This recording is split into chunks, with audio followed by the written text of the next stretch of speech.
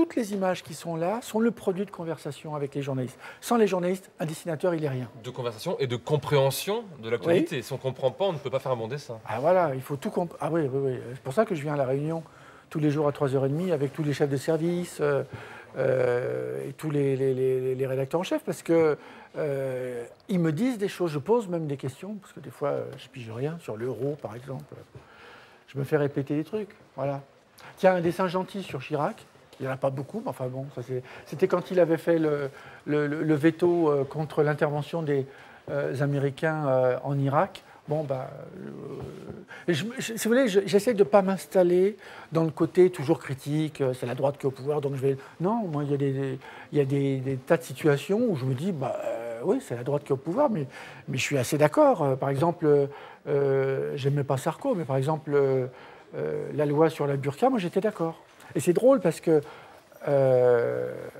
même en étant d'accord avec cette loi, je le faisais dans un journal qui était plutôt contre. Et donc, quelle chance pour un dessinateur de pouvoir dire le contraire de l'éditorial. Et ça, j'apprécie cette chance-là. Ça, pour les enfants, par exemple, je trouve que c'est important de dire qu'il faut comprendre l'histoire. Et par exemple, on ne peut pas comprendre les chocs qui s'est passé au Kosovo, en Serbie, en Bosnie, si on ne sait pas ce qui s'est passé en 1917, ce qui s'est passé en 1944. Et donc, tout ce qui fait vivre le monde de la presse aujourd'hui ne peut être compris, assimilé, que si on sait ce qui s'est passé 20, 30 ans, 3 siècles plus tôt. Et c'est vrai que les haines qui se sont fait jour dès 1993 dans l'ex-Yougoslavie sont les produits de vieilles haines qui dataient de 1917. Et donc, du coup, j'ai repris 1917, du coup, je me suis dit, tiens, mais je vais le faire en sépia, comme si c'était une vieille photo.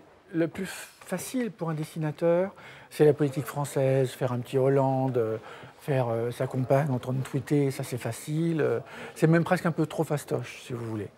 En tant que journaliste et citoyen, je dirais, du monde, je trouve que la priorité, ce serait tout l'accent sur notre rapport d'Européens par rapport au Maghreb, notre rapport d'Européens par rapport au tiers-monde, raconter la Chine. Moi, j'aimerais beaucoup plus, davantage, raconter la Chine pour se préparer au choc. Vous voyez, tous ces chocs doivent se raconter.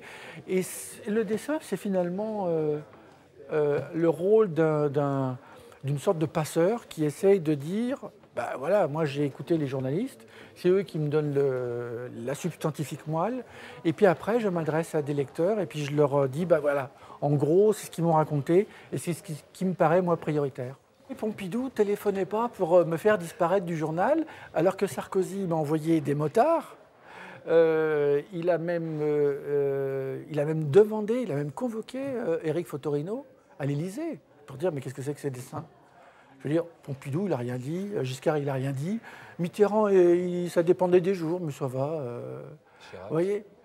Et Chirac, alors il lui a juste dessiné une petite goutte sous le menton. Et alors c'est drôle parce que... Ah, j'ai oublié la petite goutte. Mais bon, c'était un bon client, Chirac. Et il me disait, écoutez, il m'écrivait, je ne l'ai jamais rencontré, et il m'écrivait, alors j'aime beaucoup vos dessins, et alors c'est encore plus ressemblant quand il n'y a pas la petite goutte de bave sous le menton. Voilà.